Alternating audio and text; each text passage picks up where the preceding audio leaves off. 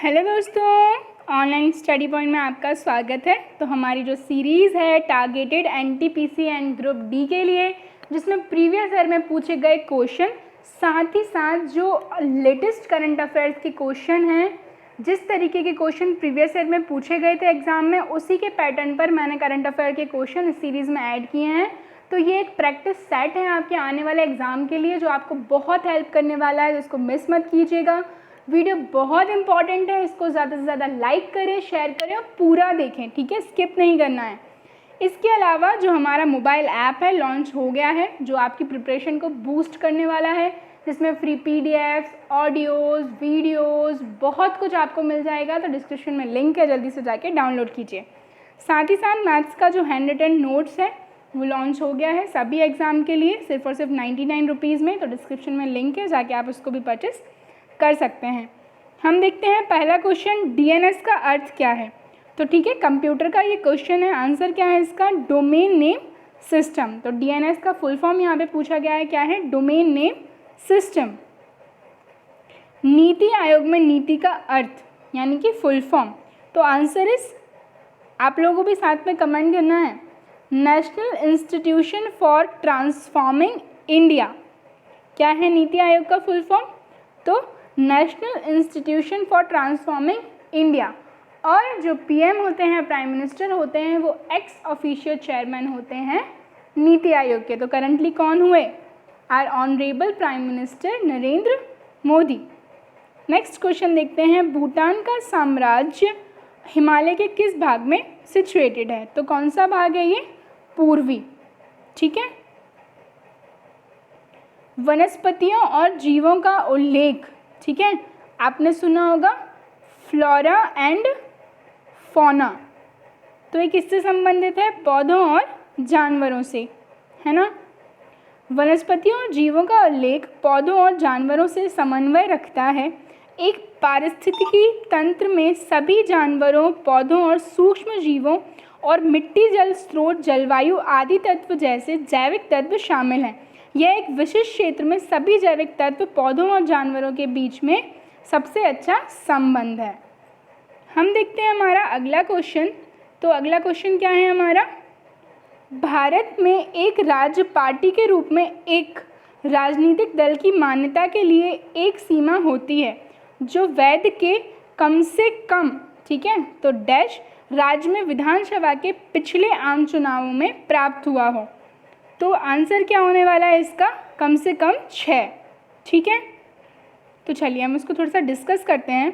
1968 में संशोधन के अनुसार किसी राजनीतिक दल को राज्य स्तर पर या क्षेत्रीय दल की मान्यता प्राप्त करने के लिए यह आवश्यक है कि वह उस राज्य विशेष में हुए गत विधानसभा आम चुनाव में न्यूनतम 6% वैध मत एवं राज्य की न्यूनतम 2 सीटें प्राप्त हों, या लोकसभा आम चुनाव में न्यूनतम 6% वैध मत एवं राज्य की न्यूनतम 1 लोकसभा सीट प्राप्त हो।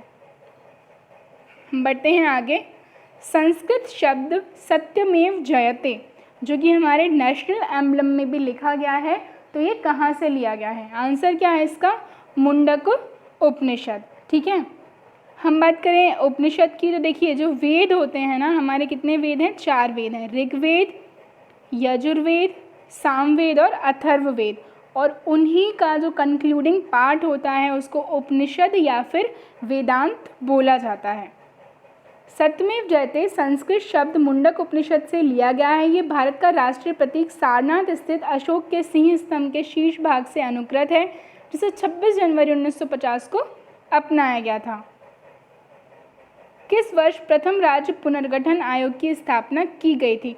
तो स्टेट रीऑर्गेनाइजेशन कमीशन की अगर हम बात करें तो कब की गई थी? 1953 में। 22 दिसंबर 1953 में न्यायाधीश फजल अली की अध्यक्षता में प्रथम राज्य पुनर्गठन आयोग का गठन हुआ। इस आयोग की 3 सदस्य न्यायमूर्ति फजल अली, हृदयनाथ कुंजरू और के.एम. पाणिकर थे, जिनके बाद उन्हें 1956 में राज्य पुनर्गठन अधिनियम संसद में पास किया। निम्न में से कौन सा गैर खाद्य फसल है? ठीक है, तो इनमें से कौन सी जो है फूड क्रॉप नहीं है? तो आंसर इस फाइबर फसलें। देख लेते हैं फाइबर फसलें गैर खाद्य फसल हैं। फाइबर फसलें उनमें तंतुओं के लिए उगाई जाने वाली फसल है जो परंपरागत रूप से कागज़, कपड़ा या रस्सी बनाने के लिए इस्तेमाल की जाती है, जैसे जूट, कागज़, कपास। जबकि कॉफ़ी, गन्ना, तेल, बीज जो क्या हैं, खाद्य पदार्थ हैं। भारत में निर्मित टैंक तो कौन सा है? अर्जुन टैंक। अर्जुन टैंक का विकास रक्षा अनुसंधान एवं विकास संगठन के द्वारा भारत हैवी इलेक्ट्रिकल्स लिमिटेड, ठीक है ना, भारत अर्थ मूवर्स एवं आवड़ी स्थित भारी वाहन फैक्ट्री के सहयोग से किया गया है। अगस्त 2004 ईस्वी में इसको हम बात करें, इसको सेना में शामिल कर लिया गया था। और इंद्र जो है क्या है? एक रडार है। निम्नलिखित में से कौन सी एक पर्यावरण समस्या नहीं है? तो इसका जो सही आंसर है वह क्या है? वृक्षारोपण। तो ये पर्यावरण समस्या हो ही नहीं सकती, ये तो बहुत इंपॉर्टेंट है। तो वृक्षारोपण पर्यावरण समस्या नहीं है, बल्कि पर्यावरण के लिए पर्यावरण के वृक्षारोपण के माध्यम से पर्यावरणीय क्षतिपूर्ति कर सकते हैं। ध्वनि प्रदूषण, वायु प्रदूषण, सूखा, ऑक्सीजन की कमी, कार्बन डाइऑक्साइड को कम करने जैसी समस्याओं का समाधान इससे किया जा सकता है। निम्नलिखित में से किस राज्य में भारतीय हाथी नहीं पाए जाते? तो इसका जो सही आंसर है वो है असम में, ठीक है। हम देखें असम का असम में भारतीय हाथी नहीं पाए जाते। जो कांजीरंगा राष्ट्रीय उद्यान है उसमें एक सींग वाले गेंडे, जंगली सुअर, भैंसे आदि मिलते हैं। हाथियों को संरक्षित करने के उद्देश्य से 2010 में केंद्र सरकार ने हाथी को राष्ट्रीय विरासत पशु घोषित किया है। विश्व धरोहर स्थल का निर्माण ली कॉर्बुजिए वास्तुकार के द्वारा कहाँ पर किया गया था? तो कौन सी विश्व धरोहर की बात हो रही है यहाँ पर? आंसर है चंडीगढ़, ठीक है। इसको हम देख लेते हैं। विश्व धरोहर स्थल चंडीगढ़ को ली कॉर्बुजिए वास्तुकार के द्वारा किया गया था। ये भारत की शुरुआती नियोजित शहरों में से एक था। यह अंतर्राष्ट्रीय स्तर पर इसकी वास्तुकला और शहरी डिज़ाइन के लिए जाना जाता है। निम्नलिखित में से कौन सा स्थल यूनेस्को द्वारा जो है वर्ल्ड हेरिटेज साइट में घोषित नहीं किया गया है? तो आंसर है इसका माथेरान हिल स्टेशन, ठीक है। दार्जिलिंग, कालका, शिमला और नीलगिरी ये सब यूनेस्को ने वर्ल्ड हेरिटेज साइट में शामिल किए हैं। यूनेस्को की हम बात कर लें, हेडक्वार्टर्स इन दी पेरिस और फाउंड हुआ था, इस्टेब्लिश हुआ था 4 नवंबर 1945 को, ठीक है। और माथेरान स्थल यूनेस्को द्वारा घोषित स्थलों में शामिल नहीं है। ये कहाँ पर है? मुंबई से 110 किलोमीटर दूर रायगढ़ जिले में स्थित है और भारत का सबसे छोटा हिल स्टेशन है। CD रोम की बात करें तो CD रोम क्या है? तो एक स्टोरेज डिवाइस, ठीक है ना। रोम का फुल फॉर्म क्या होता है? तो read only memory. CD ROM compact disc read only memory एक स्टोरेज डिवाइस है। ये डिवाइस पढ़ने की अनुमति देता है। इसकी सामग्री कंप्यूटर बंद होने पर भी सहेज कर रखी जाती है। ये एक स्थायी मेमोरी है। इसकी क्षमता लगभग 640 MB होती है और इसे लेज़र किरणों के प्रयोग से पढ़ा जाता है। हम उन लोगों को क्या कहते हैं जो धरती और उसकी भूमि सुविधाओं और निवासियों का अध्ययन करते हैं?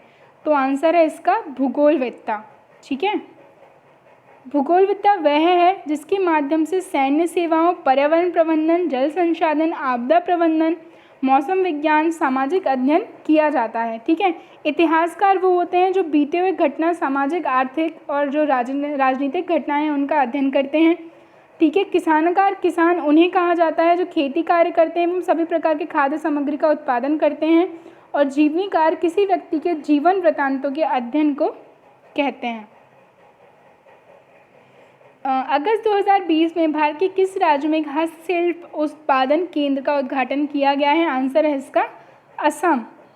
असम की कैपिटल है दिसपुर। मुख्यमंत्री हैं सर्बानंद सोनोवाल, गवर्नर हैं जगदीश मुखी। हाल ही में युवाओं के लिए लिबर्टी सेविंग्स अकाउंट सेवा किस बैंक ने शुरू की है? आंसर इस एक्सिस बैंक। CEO कौन है? अमिताभ चौधरी हैं। मुख्यालय मुंबई में है। स्थापना हुई थी इसकी 1993 अहमदाबाद में। हाल ही में 2020 का इंटरनेशनल बुकर पुरस्कार किसने जीता है? बहुत इंपॉर्टेंट क्वेश्चन मान के चलिए इसको। तो मैरिके लुकास रिजनेवेल्ड, ठीक है। और इसकी हम बात कर लें तो शुरुआत कब हुई थी? 1969 में। पहला 1969 में ही दिया गया था। मैनग्रोव PLC के द्वारा ये दिया जाता है। संबंधित पुरस्कार कौन सा है? The golden man booker. हाल ही में मेंटल कैलकुलेशन वर्ल्ड कप में भारत के लिए पहला स्वर्ण पदक किसने जीता है? आंसर इज नीलकंठ भानु प्रकाश। प्रधानमंत्री मुद्रा योजना के तहत महिलाओं को ऋण देने के मामले में कौन सा राज्य टॉप पर रहा है? तो आंसर है इसका तमिलनाडु। ठीक है, तमिलनाडु की कैपिटल क्या है? चेन्नई है। मुख्यमंत्री हैं एडपादी पालनस्वामी, के पालनस्वामी। गवर्नर हैं बनवारी लाल पुरोहित। सो गाइस, ये जो थी हमारी आज की वीडियो थी। आई होप आपको वीडियो पसंद आई हो। इसको ज़्यादा से ज़्यादा लाइक करें, शेयर करें और चैनल को सब्सक्राइब करें। Thank you.